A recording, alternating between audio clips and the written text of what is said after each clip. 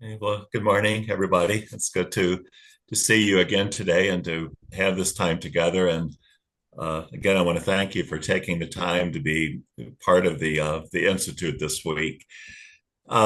Today, we're kind of going to go in a different direction. As you know, the theme for the week is how to be good at being human. And on Monday, we looked at that through the question of happiness. What constitutes genuine happiness, particularly from a Christian perspective. Yesterday, we answered the question of how to be good at being human by raising the whole idea of finding a story that is worth the gift of our lives. What I want to do for really the rest of the week is to turn to the virtues. Tomorrow, we're going to look specifically at three virtues: compassion, kindness, and hope. And we'll finish Friday by looking at really the cornerstone of the virtues and key to being good, learning to be good at being human, and that's the virtue of love. But today I wanted to talk about the virtues in themselves and to really hopefully make the argument that the virtuous person is the man or woman who has become good at being human. So I really want to say that those two things are tightly interconnected. The virtuous man or woman is the person who has become good at being human. And I would even push it further and say the virtuous person is the man or woman who truly excels at being human. They understand what a good life is all about. So I want to break that open today in four ways. First to examine what the virtues are and why we need them. So when we use virtue language, what are we talking about? Um, Secondly, we know every virtue has its opposite action, and we call those vices, which obviously are not the habits we want to develop. But I want to spend some time looking at the vices and what it is about the vices that are particularly harmful. Third, we'll consider how we acquire the virtues. Virtues don't come naturally to us. We have to grow in virtues, we have to develop virtues. And then finally, to conclude by looking at one particular virtue, and that is the virtue of courage. Because I think it's clear that maybe there's a few days of our life where we don't need courage, but I don't think there are many days. Courage basically is the ability to be brave. And I think for all of us, there's times in our life where that's what we're called to do, to be brave amidst difficult situations. So, first of all, what are the virtues and why do we need them? Virtues are characteristic ways of being and acting that make both who we are and what we do good. So they're characteristic ways of being and acting that make both who we are and what we do good. Now, if you look at that simple statement, several things that stand out. First of all, if they're characteristic ways of being and acting, then virtues are things that we consistently do. So if I'm in a good mood on a particular day and I decide to speak to you, that's a good action, but it's not a virtuous action. It's only virtuous when it becomes something we expect a person to do because it's a habit, it's a characteristic way of being and acting. And the second part of that, by focusing on being and acting, says that virtues shape both who we are and what we do. So virtues are really transformative actions. They change us. Through the virtues, we become more than we already are. So virtues, again, they shape our actions. They also shape ourselves. Really, they shape everything about us. So there's no area of our life that is not untouched by virtues. Virtues shape everything about us. In their book, The Three Faces of Ethics, Russell Connors and Pat McCormick uh, capture how virtues form the whole person when they define virtues as those good moral habits, affections, attitudes, and beliefs that lead to genuine human fulfillment, even perfection, on both personal and social levels. So I think that's a really good definition because it's saying, virtues, yes, they affect our actions, but also our affections, our feelings, our attitudes, our beliefs, and they lead toward genuine human fulfillment, even perfection. So what Connors and McCormick are saying that it's through the virtues that we grow as human beings. It's through the virtues that we flourish, through the virtues that we become who we have it in us to be, through the virtues that we become who we have it in us to be. Now, it's interesting when they talk about virtuous affections or virtuous feelings, sometimes people will balk at that and say, well, don't we just feel certain ways regardless? Can we really control the way that we feel? Well, an ethic of virtue would say yes. If I find myself, for example, if a colleague, if something really good has happened to a colleague, they've just published a book or they've just received an honor, and my immediate reaction, even though I'm congratulating them, I feel a little tinge of envy there. I can do something about that. I can be aware of that. I can check that feeling, and therefore I can try to change it. Or if I find myself consistently kind of feeling bitter about certain things, and I think a virtue is saying, I can recognize that, I can check that, and I can try to develop the opposite of bitterness. For example, gratitude or appreciation. So the virtues, they involve our whole person. They shape our whole lives, and it's through the virtues that we learn how to live wisely and well in all the different circumstances of our life, in all the sometimes very challenging situations. Now, even though that sounds great, if somebody were to say, I'm going to spend a weekend with a virtuous person, our immediate reaction to that might be, well, that doesn't sound like very much fun. That sounds a little dull or pretty uninteresting. Because sometimes we can think of a virtuous person as somebody who's too uptight to really enjoy life, or somebody who's so cautious that they always play it safe. They never take chances. Or we can imagine a virtuous man or woman is someone who kind of slides through life as quietly and unobtrusively as possible, never stirring things up, never causing trouble. Or we can think of a virtuous person as somebody way too respectable, perhaps a little bit repressed, somebody who always follows the rules, but really isn't very much fun.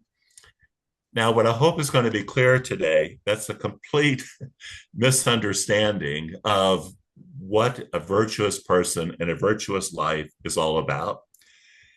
A virtue is a power for excellence. A virtue is a power for excellence.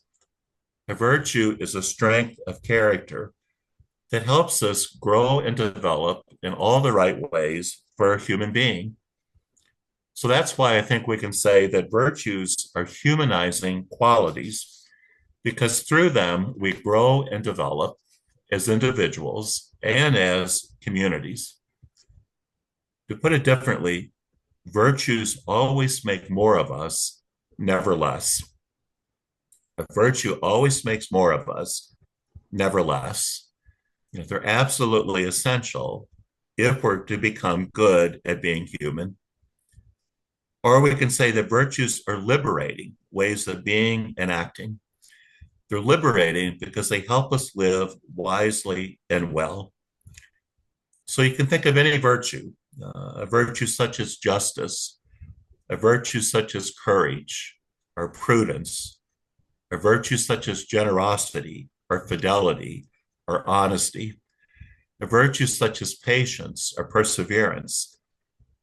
None of those holds us back, but rather they form us into exactly the kind of people we need to be to become good at being human.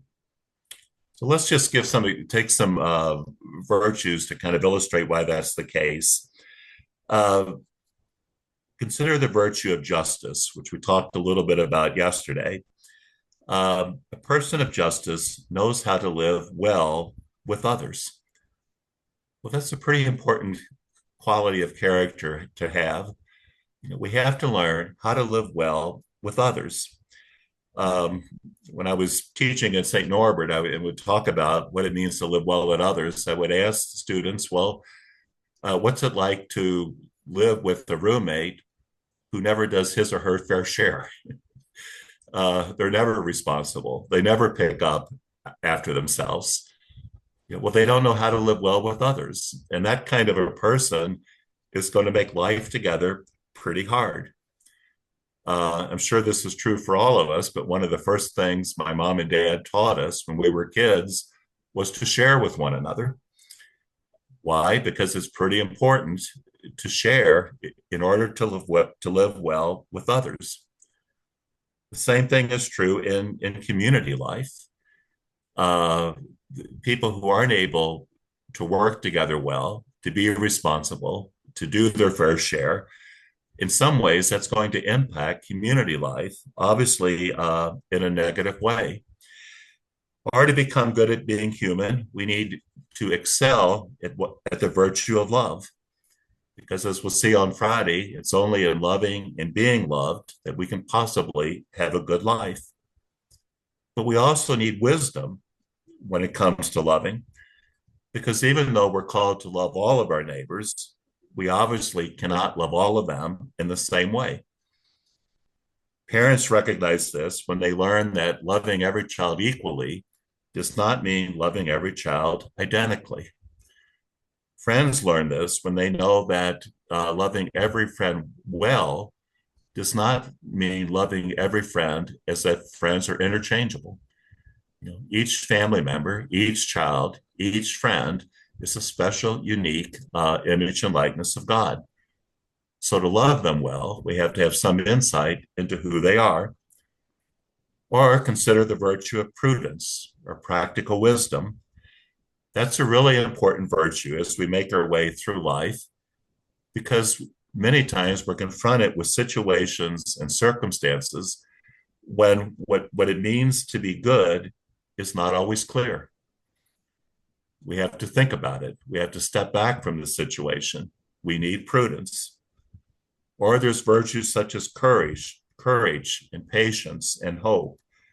If we're not to be defeated by the disappointments, the difficulties, the struggles and adversity of life, we need virtues such as patience, perseverance, and hope. And there's the virtue of forgiveness.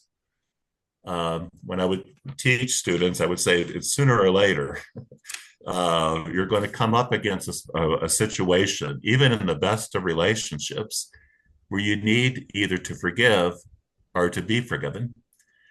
Even the best relationships are going to require forgiveness because we experience misunderstandings, hurts, everyday failures in love. So it would be an interesting exercise, I think, just to make a list of all the virtues that you find that you need for life. I suspect it would be a really long list, of all the virtues that we need for life. Yesterday, Jack Conley gave the example of someone who spends way too much time on video games. Well, that's an example of the need for the virtue of temperance. Temperance doesn't tell us that we shouldn't enjoy things like video games or food or drink. It doesn't tell us that we shouldn't take pleasure in the good things of life, but it says do it in a way that's truly reasonable. Do it in a way that our life does not get kind of thrown out of balance. So virtues work with a certain understanding of a human being. The virtue suggests simply that certain ways of living and acting are better than other ways of living and acting. So an ethic of virtue makes an evaluative judgment. An ethic of virtue is never going to say, just do whatever you want. It's all a matter of opinion. It grows out of the claim that certain ways of living and acting are better than other ways of living and acting. And that implies that we can live in ways that are more self-destructive and unhealthy than than healthy, especially when we develop harmful habits that hurt us. So, what I want to really hope that comes clear today in reflecting on an ethic of virtue is that our behavior matters. Our behavior matters, and especially the habits we develop matter.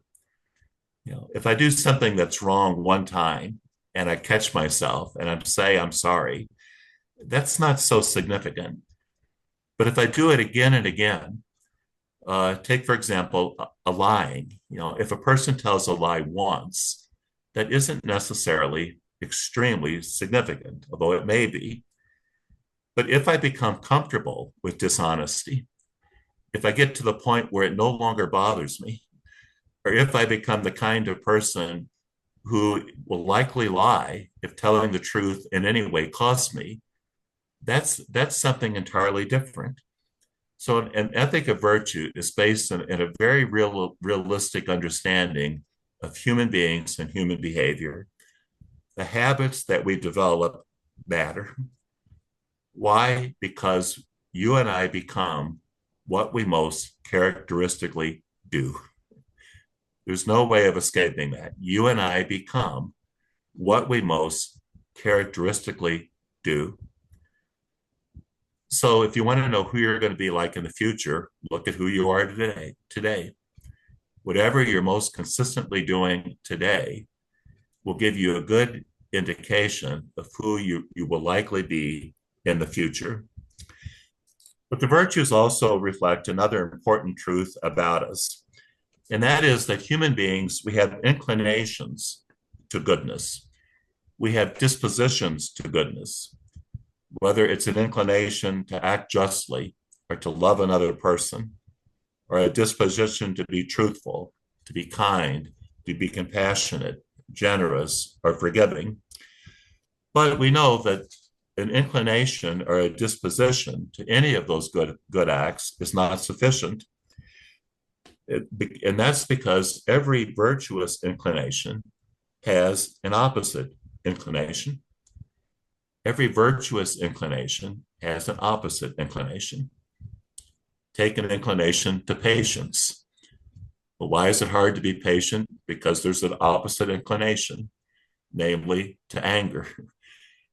We might have an inclination to be generous. Why is that hard? Because there's an opposite inclination to be stingy, to hold too tightly to what we have.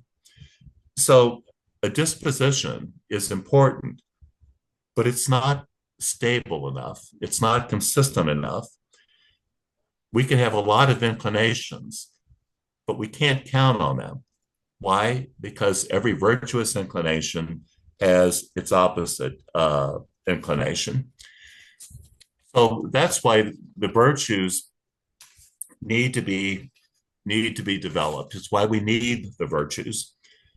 The virtues help us to develop those very good dispositions and inclinations into habits, into characteristic, trustworthy, dependable ways of being and acting. It's through all of the virtues that the whole of our lives become good. So that's the virtues don't just touch one or two areas of our life. It's through all of the virtues that the whole of our lives become good. Now, that's why traditionally the argument was that you can't just develop a few virtues. You need all of them, which sounds like a pretty overwhelming task. But if you think of it, every virtue depends on another virtue. Every virtue is connected to another virtue. So take, for example, the virtue of honesty. That's the very fundamental, important virtue. But sometimes it's hard to be honest. It's hard to tell the truth. So that's why the virtue of honesty often needs to be helped by the virtue of courage. And not only is it sometimes hard to tell the truth, but knowing how best to tell the truth and when to tell the truth isn't always clear. So that's why honesty also needs the virtue of prudence. So that's why I think if you start making that list of virtues, it's not going to be a short one. Every virtue you put down, you'll find yourself needing another virtue. But we can also think of the virtues not only regarding our lives as a whole, but also pertaining to certain stages or periods of our life, or to certain roles that we have in life, or to certain relationships that we have in life. When I was teaching at St. Norbert College, I would ask the students to reflect on, well, if you want to get through the semester well, if you want this to be 15, hopefully good weeks and not 15 miserable ones, what kind of virtues do you need to be a good student? To live wisely and well during your 4 years of college. Well, they would put if they didn't put these virtues down, I would tell them if they didn't have it on the list. But I would say, well, you need to be open to learning. If you come into a class with a closed mind, you're going to leave with an empty mind. Nothing will change. You need diligence and responsibility. Waiting to write a term paper the night before it's due is not a really smart thing to do. So you need to be diligent. You need good time management skills. You need healthy curiosity. You need to be interested in things. You need honesty. You need discipline. We can think of the same thing if we talk of virtues that are necessary in marriage or living in community life, or virtues that are required in parenting, or we can think of virtues that we need when going through really tough times in our life, when confronted with illness or periods of grief. Or simply, what virtues do you need to work well with others? I was thinking of this morning. If you're on a ministry team at a parish or a retreat center, well, you need the virtue of being able to listen. You need the virtue of humility. You need to be able to be open to suggestions. You need patience. You need collegiality and the virtue of cooperation. Another really important virtue, I think, is the virtue of self-care. Particularly when we're in professions, helping professions, or in any kind of ministry, the tendency, I think, is to give. We want to give as much as we can, which is great, but it's not great if we burn ourselves out. I think that's a danger to any vocation. Any vocation, it demands generosity. It demands that we give a lot of ourselves. But if I burn myself out in the process of doing that, eventually I'm not going to be good for anybody. So sometimes, we don't see self-care as a virtue, but I think it's a really important virtue. Knowing when to say no is an important virtue. Knowing when it's time to rest is an important virtue. In later years of life, other virtues become especially important, such as the virtue of being able to receive help from others. It's not easy to do that because it's hard for us to acknowledge our dependence, our vulnerability, our need for others. So being able to receive care from another person who offers it is an important virtue. Being able to acknowledge our limitations, to be patient with the frustrations that can come in aging, knowing when it's time to say, I really shouldn't drive anymore. That kind of honesty, it's hard, but that I think is an important virtue. And then all of us at some point will need the courage to die well, to prepare for death. So I think no matter what stage of life we're in, or no matter what role of life we're in, what it's easy to see that the virtues are always pertinent. The virtues always matter. There's no area of our life, no stage of our life, no responsibility of our life where we won't need certain virtues. So the first reason we need the virtues to live well as human beings, whether we're talking about our life as a whole or certain stages of our life. The second reason that we need the virtues is that human beings are journeyers, we're wayfarers. What I mean by that is that the moment that we're born, we're on a journey that begins at birth, moves into childhood, moves from childhood to adolescence, from adolescence into young adulthood, from young adulthood into middle age, from middle age into retirement, and finally into old age. We need virtues because as we take that journey, who knows what's around the corner? Who knows what awaits us ahead? Even if it's good, knowing how to handle success, I think requires virtues. If the success is not to go to my head, I need a healthy dose of humility. If I realize that the success was not all due to me, but dependent on the help of others, I need that humility and honesty. But other times, what lies around the bend is not success, but adversity, setback, failure. Learning to deal with failure, knowing how to fail well, requires virtues. Sometimes it seems not only that we have a few days of bad luck, but just a string of bad luck. It's just one bad thing happening after another. There was a point in my mom's life early on when we were all kids, where later she said it was not only did she feel like she was drowning, but she said there were days in which she felt like somebody was holding her under. And I never forgot that image because I think there's probably periods of our life where we can feel like we're drowning, but we might even feel like things are so set against us that someone or something is holding us under. I mentioned yesterday the Christian ethicist Stanley Hauerwas, and many years ago in one of his books, Hauerwas wrote, "Life may be hard, but it can be lived." Life may be hard, but it can be lived. I think what Hauerwas was saying is that, yes, life will be hard. We can count on it. But with the virtues, with certain qualities of character, when life is hard, it doesn't have to defeat us. When life is hard, it doesn't have to stop us in our tracks. We can tweak that to say, yes, life may be hard, but it must still be lived. Even when life is hard, it must still be lived. How do we live well when life is hard? We live it through the virtues.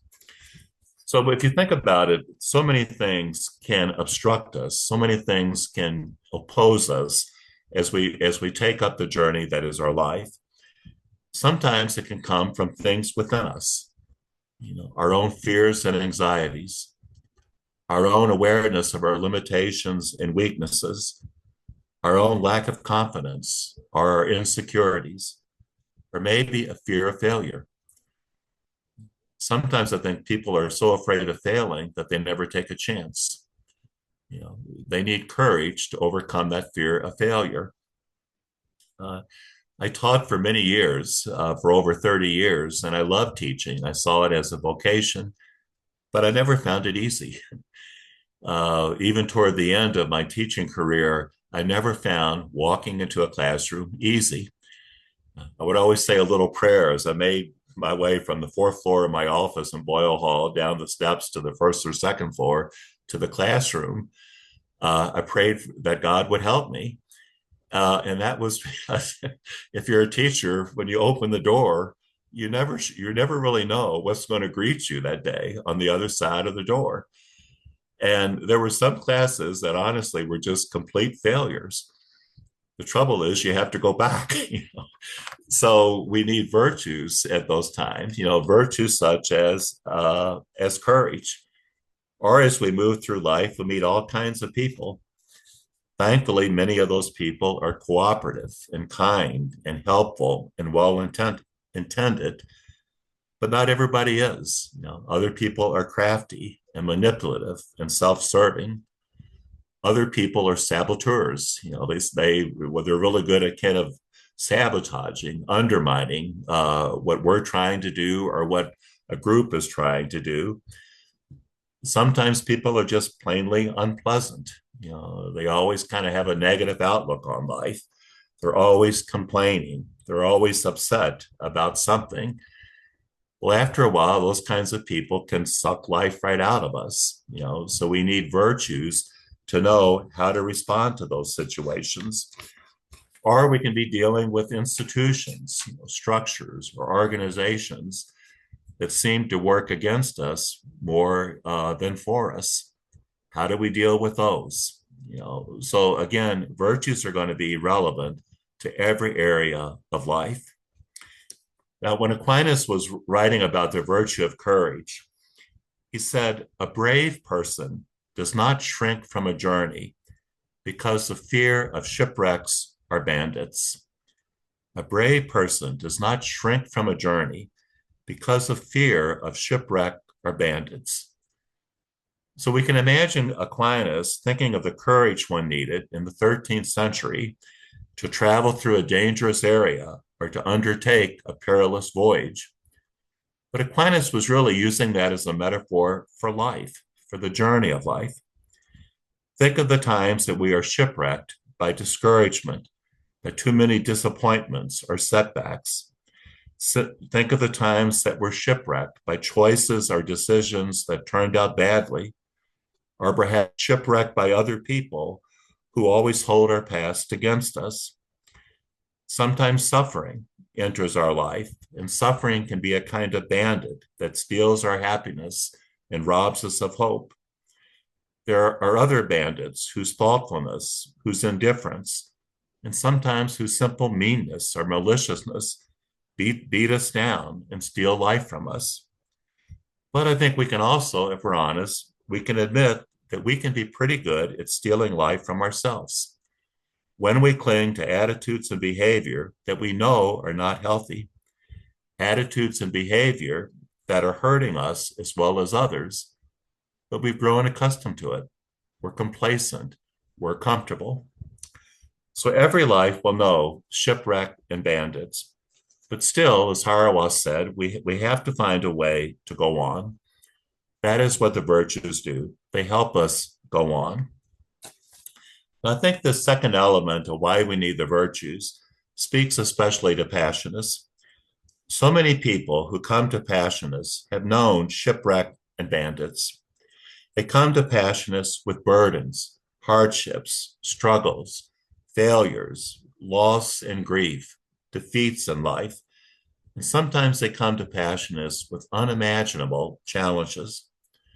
They know life is hard, and they're searching for ways to keep going. As we listen to their stories, we learn that no one moves through life unbruised or unscathed.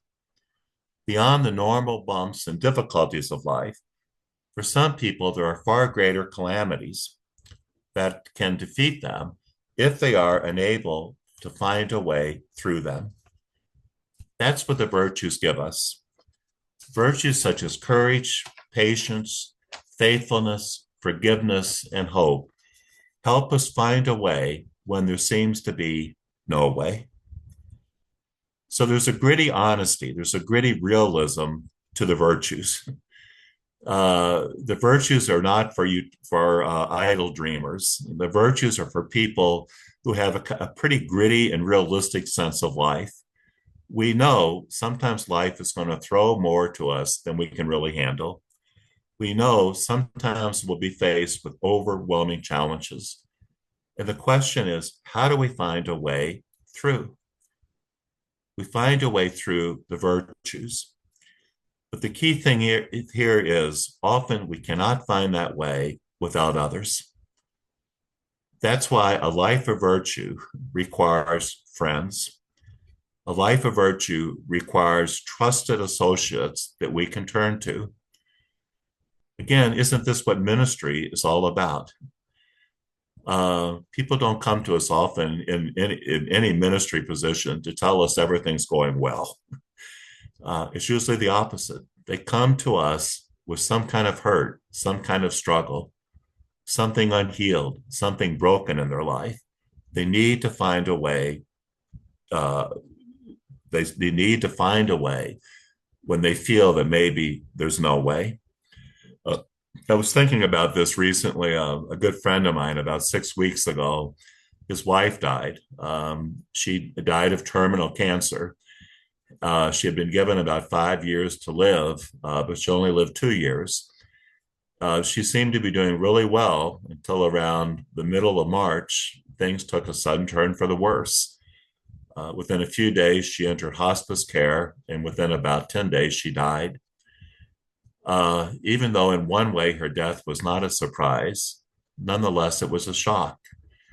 And as I've talked to my friend since then, he said, Paul, what I really am struggling with, uh, I really want to know, who am I now that my wife is gone? For almost 50 years that they were married, he said, I only knew myself through my wife. Who am I now that she is gone? So he needs virtues to help him find a way through when there seems to be no way. But he's also saying, I can't do this alone. And I think that's why we can help people in ways what we sometimes cannot imagine when we're there for them when they're not sure there's a way. And I'm sure there's people we can look back at, or maybe even people who have thanked you for being there for them, and you helped them find a way, and you had no idea of the difference you made for them, but they do. They remember that. So this brings us to the vices. The vices are the opposite of the virtues, except in one very important respect. Like virtues, vices are habits.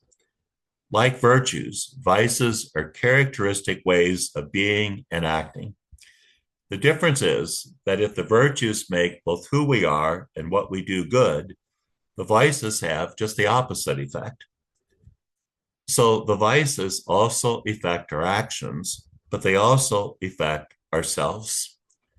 They completely undermine becoming good at being human, because if we grow in the vices, if we develop vicious habits rather than virtuous ones, that always is going to work against our good, because it changes us from being even able to recognize what is good for us. So the vices are habitual ways of being and acting that work against our well-being, that work against human flourishing. So I said before that every virtue works for us. Now I want to say every vice works against us. If virtues make more of us, vices always make less of us. With the vices, we cannot possibly live wisely and well, because the vices form us into people who can no longer recognize, much less enjoy, what is genuinely good for us. So to put it simply, vices always come with a cost. Vices always come with a cost, and there's no way of escaping the cost of any vice. Take, for example, a very common vice, the vice of selfishness. If I become really good at the vice of selfishness, if I become an expert in selfishness, I cannot possibly thrive as a person, because my inability to think of others, my inability to ever put the good of another person before my own, will deny me the very relationships that I need to become happy. So every vice is going to cost us an important good. Every vice is going to cost you an important good. If I'm a thoroughly selfish, self-centered person, that'll cost me the important good of community, of friendship. The very definition of a friend is someone who's able to focus on the good of another. A thoroughly selfish person can't do that. So to put it bluntly, if you're really selfish, you are guaranteed to have a lonely life because your selfishness is going to distance the very relationships that you need.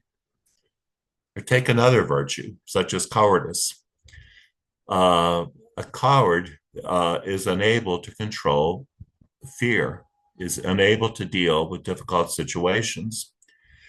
But if fear always gets the best of me, then I'm never going to be able to take the kind of risk and chances that I need to really grow and develop as a person.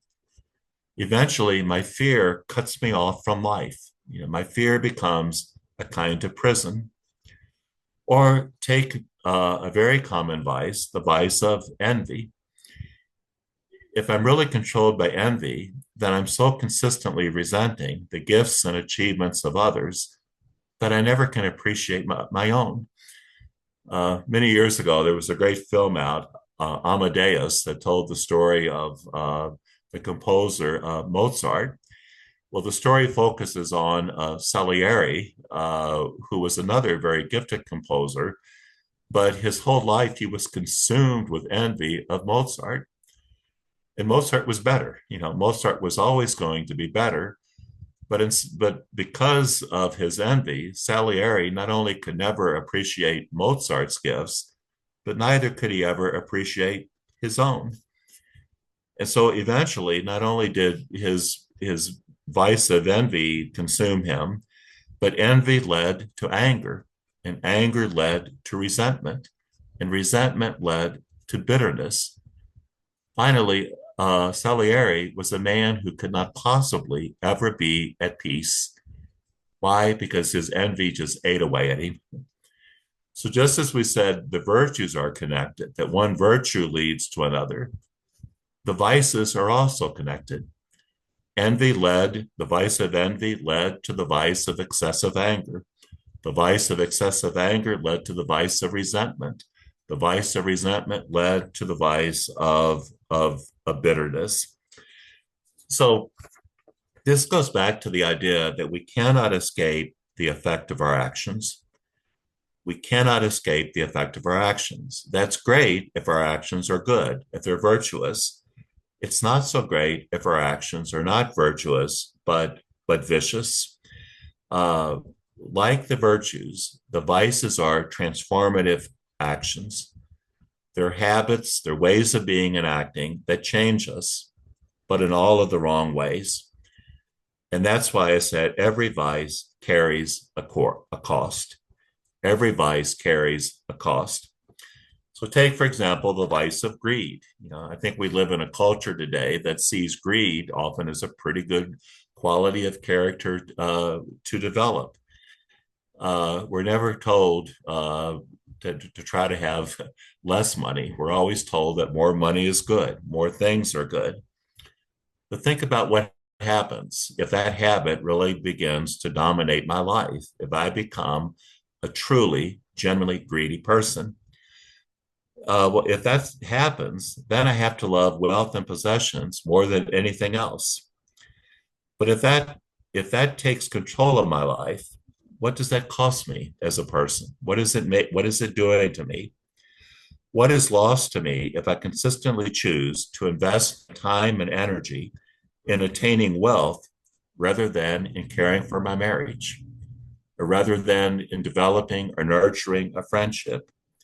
What is lost to me if I'm so habitually concerned with gaining more and more things that I never take time to know the soul of the person who loves me? So every vice blinds us to things that are more important. Greed blinds me to nurturing relationships that are more important. It blinds me to the spiritual dimension of life that is more important. I think what happens if I'm the kind of person who can never keep something confidential. Have you ever had the experience where you share something that's really important to somebody and you say, really, I want you to keep this just between us. I want this to be confidential. Well, that person tells one person who tells another person. And at the end of the day, everybody knows. Well, there's a cost to that because if I'm that kind of person who cannot keep something confidential, if I can't honor my promise, eventually the word gets out, don't tell Paul anything. He can't keep his word. Or consider the vice of revenge. It's always appealing to get back a little bit to somebody who has hurt us. But what happens if I become so accustomed to getting back, to being a little bit vindictive, that after a while it becomes second nature to me? I never think twice about doing it. So we begin to see that with each of the vices diminishes us in some way. Each of the vices diminishes us morally and spiritually, so that eventually we become strangers to happiness because we lose touch with what is really at the heart of becoming good and being human. So if developing the virtues are so important, how does this happen? How do we acquire and grow in the virtues? Well, think about who a virtuous person is. A virtuous person is someone who does the good, whether it's justice, patience, kindness, forgiveness, someone who does the good, not occasionally or haphazardly, but consistently, skillfully, and insightfully, and someone who does the good with a certain amount of ease and joy. The Episcopal theologian Daniel Westberg put this well when Westberg wrote that we are virtuous when it has become natural and joyful for us to perform what we know is right and good. We are virtuous when it has become natural and joyful for us to perform what we know is right and good. Take something really simple like buying a gift for a friend on their birthday. Now, doing that is obviously a good act. But what would it mean to do that in a way that's not only good, but virtuous? Well, then it means I'm not just going out and getting any gift for my friend. I'm putting some thought into it. I'm thinking about what might really be good for them, what might delight them, what might make them happy. And I'm not just doing it to fulfill a duty of friendship, but I'm doing it because it gives me some kind of joy. Making my friend happy on his or her birthday is pleasing to me. I want to do it. It delights me to see them happy. So what Westberg is saying is that, again, no one is instantly or naturally virtuous. We have to take those inclinations, we have to take those dispositions to virtues and develop them. We develop them by cultivating a disposition, a capacity into a habit, a firm, steady, stable, and reliable way of being and acting. So a virtuous person knows how to love, how to act justly, how to be thoughtful, how to tell the truth, how to be kind, generous, patient, or forgiving in exactly the way those things best need to be done. In exactly the way those things best need to be done. So there's a beauty to goodness, I guess is what I'm saying here. There's a beauty to a truly good and virtuous life. There's a beauty, there's an attractiveness to genuinely virtuous people. Just think about some of the people in your life that you would recognize as being genuinely good, genuinely virtuous. I suspect you'll see there's a beauty to them. It's not a superficial beauty. It's a beauty that goes deep, a beauty of soul and spirit that is a reflection of the fact that it's not just their actions are good, that they are good. So as we grow in the virtues, as we practice the virtues, we become good ourselves. Again, it's that idea that virtues transform us. They shape our character. They form our being. So that eventually it's not just that we act kindly or we act compassionately or we act thoughtfully, but we do so because we have become kind, thoughtful, and compassionate persons. By acting that way, those ways often enough, the quality of kindness, the quality of compassion, the quality of thoughtfulness becomes a quality of ourselves. So it's really a kind of circular relationship. Our actions form our character, and our character forms our actions. The more we act in virtuous ways, no matter what those virtues might be, the more we become those kinds of people. The more we become those kinds of people, the more we do those actions. So let's take an example. Suppose today I decide that I want to really work on being a more generous person. Now, why might I think that? Probably because I realize I haven't been very generous, that given the chance, I'm likely to be stingy rather than generous. So very often, I think that's where growing in a virtue begins for us. We come to think about certain virtues because we realize that they're lacking in our life. And usually they're lacking because the opposite of that virtue is getting the best of us. It could be any virtue. Why do we sometimes think I need to become more patient? Because we realize that we're not. Why do I need to become less selfish? Because I realize that I've become pretty comfortable with putting myself first. So think about the virtue of generosity. The first stage of acquiring that virtue is confronting the opposite vice. So I counter the vice of stinginess with acts of generosity. And initially, I know that's not going to be easy because the vice of generosity is a habit in me. I have a habit of, the vice of stinginess has become a habit in me. I'm used to it. It's ingrained in me. It's like trying to get in shape after a long time of not exercising. It's not easy. It's going to take weeks to get out of the habit of being out of shape to becoming back into shape. But if I practice that acts of generosity often enough, after a while they become easier. And eventually they not only become second nature, but I look for ways to act generously. And I even enjoy acting generously. I take delight in acting generously. Why? Because now I've replaced the vice of stinginess with the virtue of generosity. Now, why is this important? Virtues are proof that people can change. I really want to emphasize that. Virtues are proof that people can change. And that's important to realize that, whether we're talking about ourselves, it's really reassuring to know that if there's certain things about myself that I do not like, I can change. Virtues are proof that people can change. But it's also important for us to recognize that in others, to allow other people the space, the opportunity, the time that they need to change, and to acknowledge when they do. To put it in other language, I think it's through the virtues that conversion typically occurs.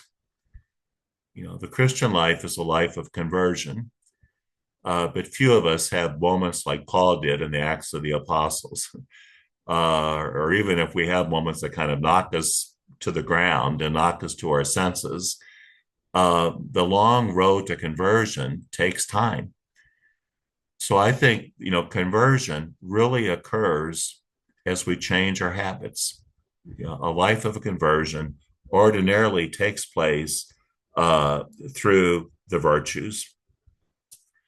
But eventually, those acts of goodness become second nature to us, so much so that we no longer have to think about it. If you have the virtue of honesty, when you get up in the morning, you don't ask yourself, am I going to be honest today? Am I going to tell the truth today? Because you're an honest person. If you have the virtue of fidelity, when you get up in the day, you're not wrestling with the question, am I going to be faithful to my promises or not? Because you have become a faithful person. If you have the virtue of compassion, you don't ask yourself at the beginning of the day, am I going to be compassionate today or indifferent? So what that's saying, in a way, virtuous people have fewer choices. In a way, virtuous people have fewer decisions to make. And that's great. If you had to face every day with a question, am I going to be truthful today or not? That gets old after a while. Am I going to keep my promises or not? Uh, if every day we have to face those kinds of choices and decisions, that says something about us. It says something about our character. So virtues are so second nature that if you're, for example, if you're used to somebody always being patient and suddenly they just explode in anger, what do we say? They acted out of character. So people know us and we know them through our behavior. So what can we conclude from this overview about the virtues? I think three things. First, we began to talk about the virtues when we began to think about the best way to live. So virtues are always connected with some understanding of a good life, some sense of what is the best way to live. And we learn from our experience, by observing the lives of others, that all things considered, life generally does go better for us when we are kind, trustworthy, honest, courageous, just, faithful, generous, and loving. And that things generally go bad for us when we aren't. That's why Aristotle said a truly good and happy life is a life of virtue. He wasn't saying that if we live a virtuous life, one day way off in the future, we'll be happy. But Aristotle said a truly good and virtuous life is a genuinely happy life. It's a good life. Second, the virtues reveal that our actions affect not only other people and the world around us, but also ourselves. So our actions have an impact outside of us, an impact on other people, on the community, on the world around us, but they also have an impact on us, on our character. So we are formed, we become our most persistent, intentional behavior. People know you through your actions. People know you through your habits. That's great when they're virtues. It's not so great when they're vices. Third, to describe a virtue as a habit doesn't mean that we do the good in any kind of rote or mechanical way. The language of habit can be misleading. We take that to mean that doing what is good is so second nature, that it's so habitual, that we do it almost thoughtlessly or impersonally. But to act that way would not be virtuous at all, because an act is virtuous not only when it's done consistently, but also when it's done in the right way, at the right time, for the right reasons, and with a certain amount of feeling. So an act is truly virtuous when it's not only done habitually or consistently, but when it's done in the right way, at the right time, for the right reasons, and with the right amount of feeling. So take the example of truthfulness. Is it good to always tell another person the truth? But generally, we would say yes. We owe people the truth. But knowing how to do that, when best to do it, and the right reason to do it makes all the difference in the world. If a person has hurt me and I don't want to tell them that, it's probably not a good idea to do it when I'm really angry. That's not the right time. And it's not going to be virtuous if I do it with the intention to kind of get back at them a little bit. So a virtue as a habit doesn't mean I ever do it in a mechanical way. It's at the right time, for the right reasons, with the right amount of feeling. So I want to finish this morning by talking about the virtue of courage, which I think is such an important virtue in life. As I mentioned at the beginning, there may be some days where we don't need courage, but there aren't many days.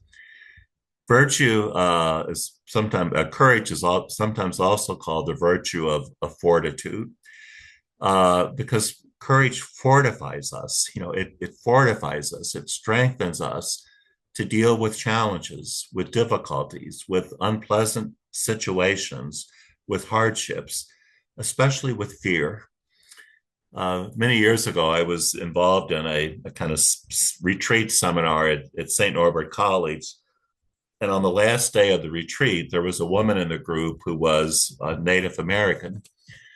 And on the last morning of the retreat, she asked before we started if she could say something. Well, she had this little brown paper bag, and she told us, we were sitting in a circle, and she said, I want you to pass this around. And as the bag comes to you, take out one of what was inside. Well, inside was a little cloth pouch that was filled with some herbs. And the woman said in her tribe, they would give each other these pouches whenever they needed to be brave. Now, that stayed with me. I still have my little cloth pouch. And there have been days when I put it in my pocket when I know I'm going to have to be brave.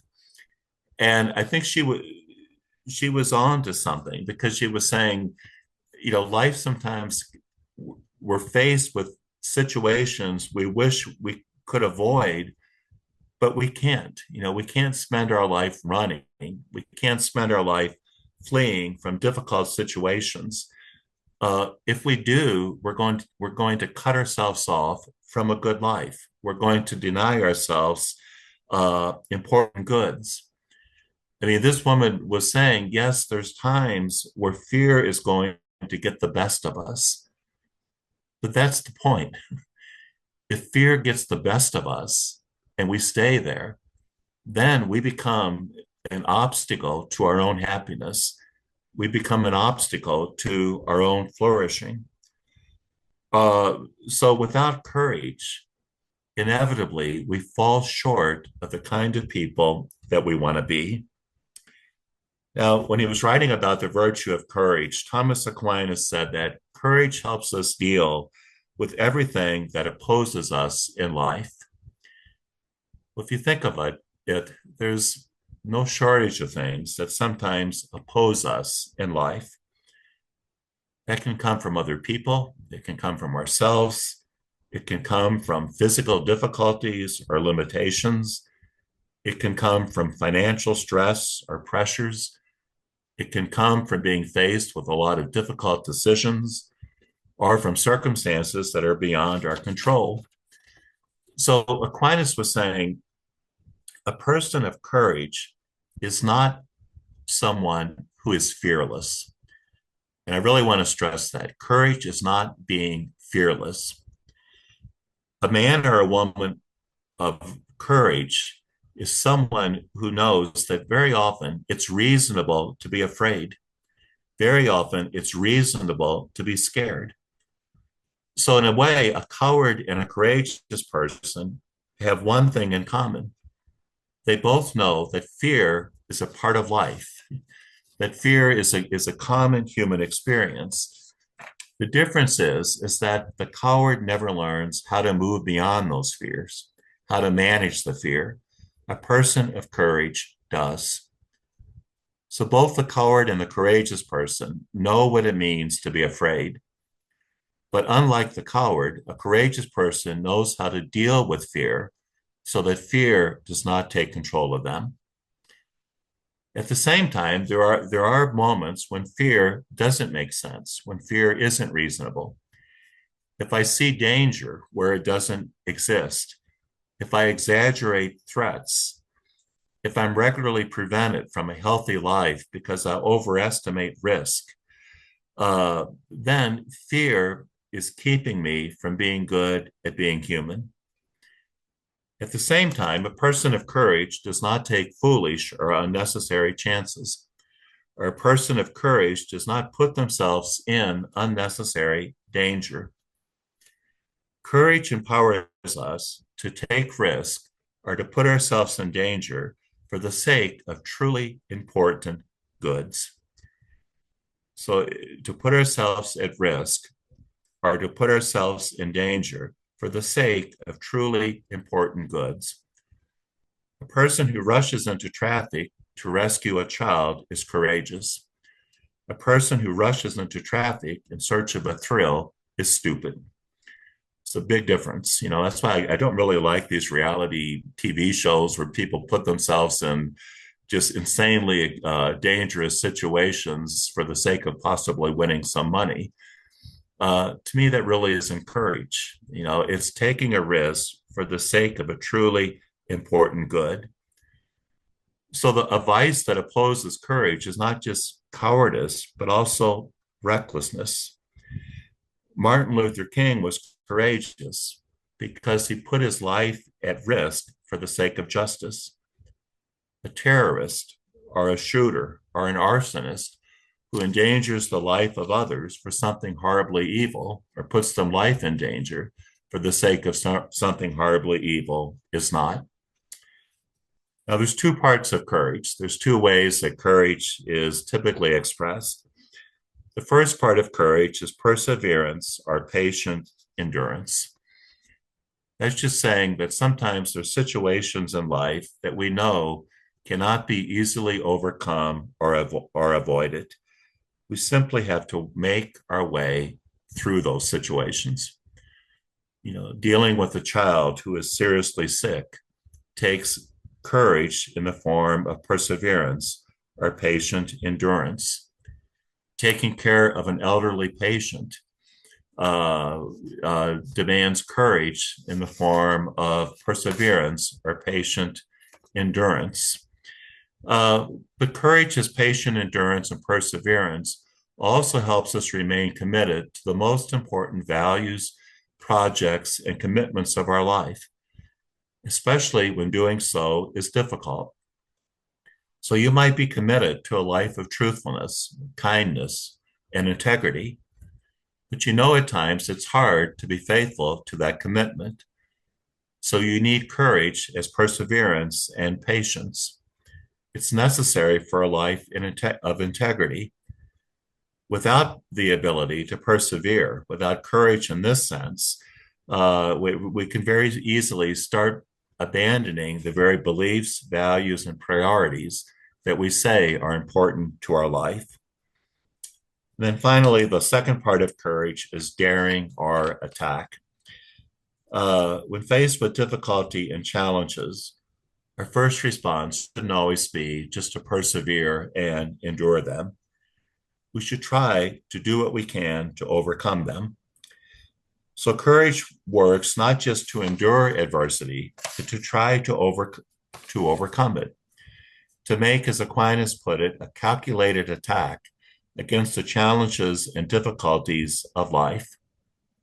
So with daring, we not only pray for the poor, but we also speak out against structures, institutions, and policies that perpetuate economic injustice. With courage, we do not simply hope that corporations and governments will become more just, but we openly call them to change. So daring, I think, is sometimes an overlooked part of courage. Our first response should not be just to kind of grin and bear it, but what can we do to overcome a difficult situation? It seems to me that the crucified Christ reveals both of these dimensions of courage. We can look at the cross and we can see patient endurance and perseverance, which is why I think so often when life is hard for us and we feel that we cannot go on, we turn to the crucified Christ for strength and consolation. But we can also see in the crucified Christ daring, because the cross is a powerful protest against all the forces and energies of the world that crush, oppress, diminish, and kill. So in a way, the crucified Christ reveals both aspects of courage. So again, I know that's a lot to digest this morning, but I thank you for listening patiently, and I turn this back over to Don for our break.